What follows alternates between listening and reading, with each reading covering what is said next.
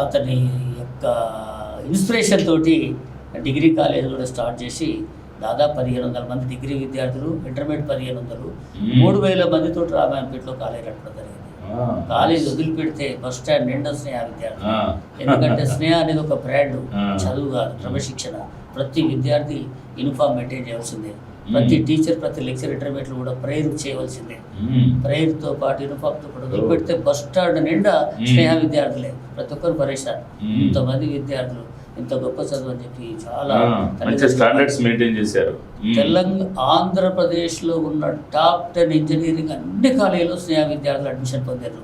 Osmania university, JNTU Pulivendula, JNTU Karimnagar, JNTU Kakinada, JNTU Kukatpally, CBIT, Vasavi, Srinidhi, Gokaraju Rangaraju, Narayanamma, top 10 Srinidhi college నుంచి అన్ని కాలేజీలు కూడా స్నేహ విద్యార్థులు బీటెక్ పూర్తి చేసి ఒక దాదాపు 10 దేశాల్లో సాఫ్ట్వేర్ ఇంజనీర్ చేస్తారు.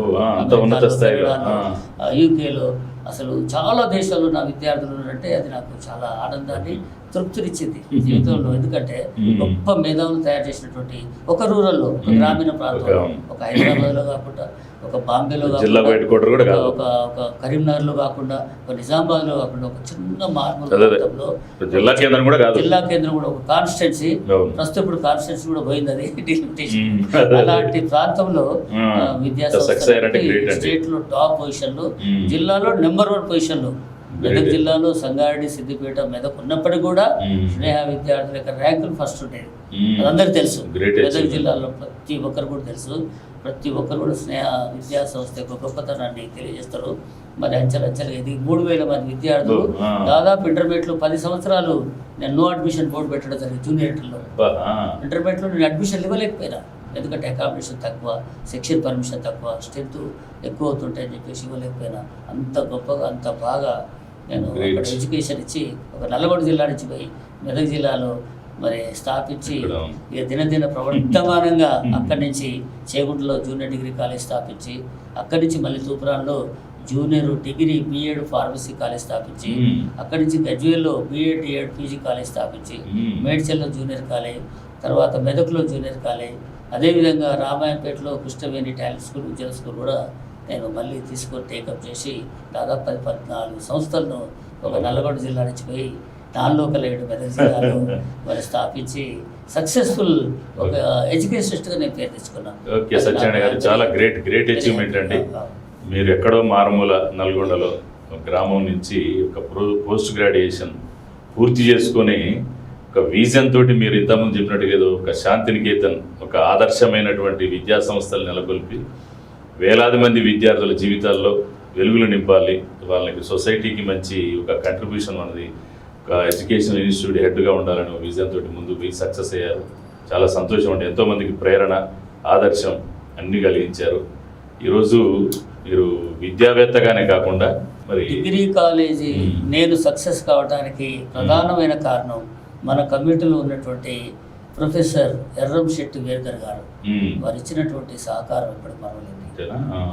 Professor Erramshetti Verkar, registrar Osmania city, professor Siragani Satyanarayana, S Satyanarayana గారు, వైస్ ఛాన్సలర్ ఉస్మానియా యూనివర్సిటీ, వారి సపోర్ట్ కూడా చాలా గొప్ప. నా కమ్యూనిటీ నాకు ఎక్కడ ఉపయోగపడలే కానీ డిగ్రీ కాలేజ్ ఎస్టాబ్లిష్మెంట్లో, డిగ్రీ కాలేజ్ నడపడంలో వారిద్దరు ఇచ్చినటువంటి సహకారం మాత్రం ఎప్పటికీ మరవలేదు. అట్లా కాకుండా యూనివర్సిటీలో ఉన్నటువంటి కానీ స్టేట్ కౌన్సిల్లో ప్రొఫెసర్ రాజశేఖర్ రెడ్డి గారు కానీ, క్రిస్టోఫర్ గారు కానీ, డిగ్రీ లెవెల్లో లింబాద్రి, ఇప్పుడు ప్రస్తుతం లింబాద్రి గారు కానీ, పాపిరెడ్డి గారు కానీ చాలా గొప్ప సజెషన్స్, గొప్ప సూచనలు, గొప్ప సలహాలు, ఎడ్యుకేషన్లో ఉన్నటువంటి ప్రసాద్ గారు కానీ, సుధీర్ రెడ్డి గారు, అయోధ్య సార్ కానీ అందరు కూడా నాకు చాలా గొప్ప సహకారం ఇచ్చారు. వారి యొక్క సహకారంతో బీఈడి కాలేజీలు, డిఈడి కాలేజీలు, జూనియర్ కాలేజీలు, డిగ్రీ కాలేజీలు, ఫార్మసీ కాలేజీ, తర్వాత స్కూల్స్ కూడా ఎస్టాబ్లిష్ చేయడం జరిగింది. Great persons. ఈరోజు నేను ఈ స్థాయికి ఉన్నట్టే కూడా నా గురువు గారు, వారు చిన్నప్పుడు ఇచ్చిన ఎడ్యుకేషన్ ఇచ్చినప్పుడు జానకిరెడ్డి గారు ప్రధానంగా నాకు ఆల్ నేర్పించిన వ్యక్తి. షేఖమ్మ సార్ గారు, వారి ఇన్స్పిరేషన్ చాలా గొప్పది. వారు ఒక మాటనే షేఖమ్మ గారు, సత్యనారాయణ గారు టాలెంటెడ్, నువ్వు ఎక్కడ పోయినా సక్సెస్ అవుతుంది, అంత టాలెంటెడ్ పర్సన్ మేము చూడలేదు నాన్న, నువ్వు విల్ బి సక్సెస్ ఎనీవేర్ అనేది ఒక్క మాట నన్ను తీసుకెళ్ళి అదేలేండి, ఆ వర్డ్స్ ఎక్కడ గురువు గారు inspire- ఇచ్చినటువంటి Hmm. ఇన్స్పిరేషన్ చాలా గొప్ప పిల్లలకు. Yes. ఆ వర్డ్స్ కనుక మైండ్లో ఫిక్స్ అయిందంటే ఒక రేంజ్ దాని ఇంపాక్ట్ వేరే విధంగా. కాబట్టి ఈ క్షణంలో ఆ Hmm. శేఖమ్మ సార్ గారిని కానీ మా జానకి రెడ్డి గారిని కానీ నేను ఎప్పటికి చిన్నప్పుడు అక్షరాలు నేర్పించిన వాళ్ళు క్రమశిక్షణ నేర్పారు. వారు ఇప్పటికి కూడా టైం మెయింటైన్ చేస్తారు. ఆ, అదేలేండి, రిటైర్డ్ అయ్యారు, అదే, ఆ. ఒక్క రోజు కూడా స్కూల్కి ఆయన ఒక్క నిమిషం కూడా ఆలోచించే Hmm. రోజులు. అంత గొప్ప వ్యక్తి. Great. టీచర్ కావాల్సింది ఏంటంటే ఫంక్చువాలిటీ చాలా important. Yes. Regularity, Yes. Punctuality, regularity, self discipline ఉంటే, dedication. డెడికేషన్ ఉంటే అసలు పిల్లలు అద్భుతంగా ఒక ఉన్నత స్థాయికి ఎదిగే అవకాశం ఉంటుంది.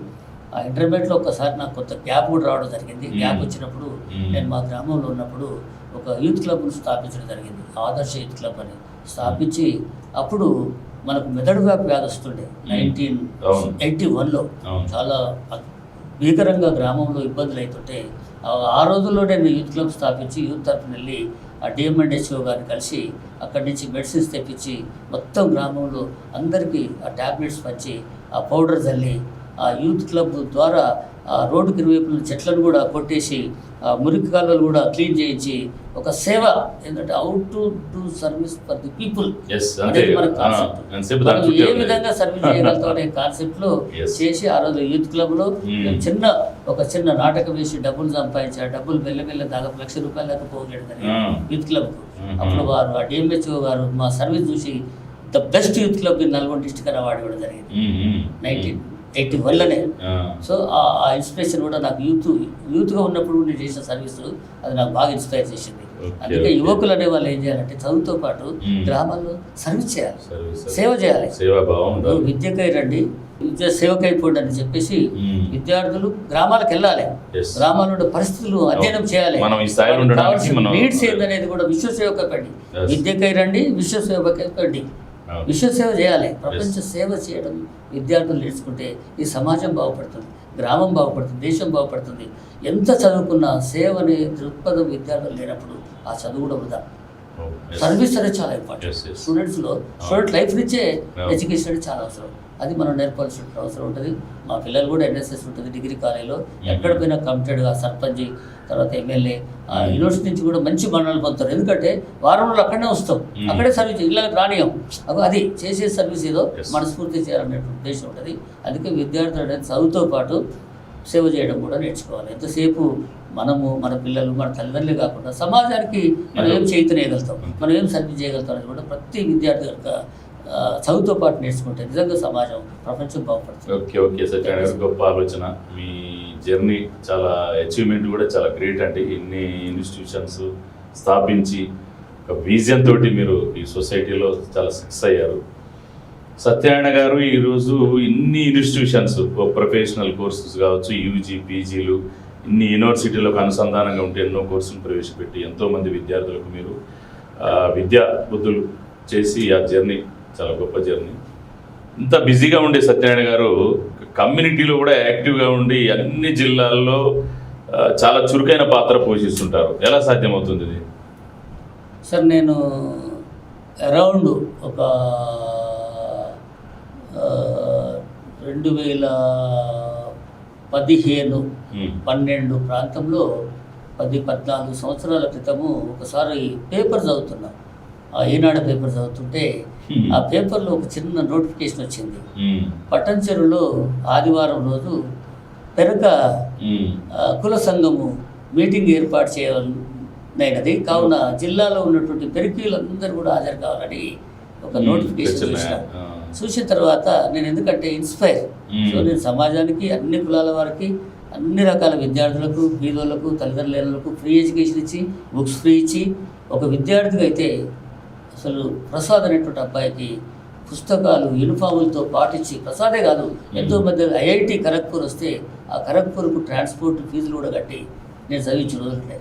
సందీప్ అనే అబ్బాయి, అతనికి అస్సాంలో ఐఐటి సీట్ వస్తే అతనికి ఐఐటి సంబంధించిన ఖర్చు పెట్టుకోవడం జరిగింది. ఓయిలో ఇంజనీరింగ్ సీట్ వస్తే హాస్టల్ ఫీజు కూడా నేను కట్టి, నేను షూరిటీ తోటి 80,000 శాంక్షన్ చేపిస్తే ఇప్పుడు అబ్బాయి అసలు ఒక కెమికల్ ఇంజనీరింగ్ వైజాగ్, దాంట్లో పెద్ద పోస్టు, మొట్టమొదటి శాలరీ 11 lakhs ప్యాకేజ్. అసలు ఏమి లేనటువంటి విద్యార్థులు ఆ విధంగా నేను ప్రోత్సహించి ఆ స్థాయికి తీసుకొస్తే ఇలా గొప్ప స్థానంలో ఉన్నారు. అంత సర్వీస్ చేసేటోని మరి మన కులానికి ఎందుకు చేయాలి? వై సమాజంలో ఎన్ని కులాలు, ఎస్సీ, ఎస్టీ, మైనార్టీ, రెడ్డిస్ లేని బీద వాళ్ళకి ఎవరు కూడా ఫీజు తీసుకోరు. ఎమ్మెల్యే గారు చెప్పినా ఎవరు చెప్పినా నేను ఫ్రీ ఎడ్యుకేషన్ ఉన్నాయి, నా సొంత పుస్తకాలు ఇచ్చిన, నా సొంత యూనిఫామ్లు ఇచ్చిన, నా సొంతంగా డబ్బులు కట్టి ఫీజులు కూడా కట్టి వాళ్ళు చదివించిన రోజులు ఉన్నాయి. అటువంటిప్పుడు నా కులానికి ఎందుకు చేయకూడదని చెప్పి నేను ఆ మీటింగ్ పోతే ఆ మీటింగ్కు నేను ఫోన్ చేసి అధ్యక్షుడికి మరి నేను బస్సులు ఎందుకు పెట్టకూడదు, మనల్ని ఎందుకు క్యారీ చేయకూడదు, సిద్దిపేట బస్సు పంపి, మెదక్ బస్సు పంపి, రామాయపేట బస్సులు పంపి అక్కడ గ్యారేజ్ చేసి ఆ మీటింగ్ బాగా సక్సెస్ అయింది.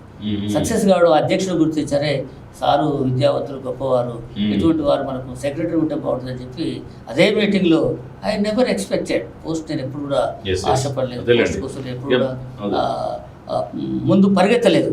పోస్ట్ మనం బట్టి మనకి రావాలి తప్ప మనం ఏదో ఈ పోస్ట్ కాదు ఆ పోస్ట్ కాదు లాబింగ్ చేయకపోతే అసలు ఆయన మీటింగ్లో తీర్మానంలోనే రాబోయేటువంటి సంఘానికి నేను మళ్ళీ అధ్యక్షునైతే వలసే సత్యనారాయణ గారు ప్రధాన కార్యదర్శిగా నామినేట్ చేస్తున్నట్టే చాలా సంతోషపడ్డా.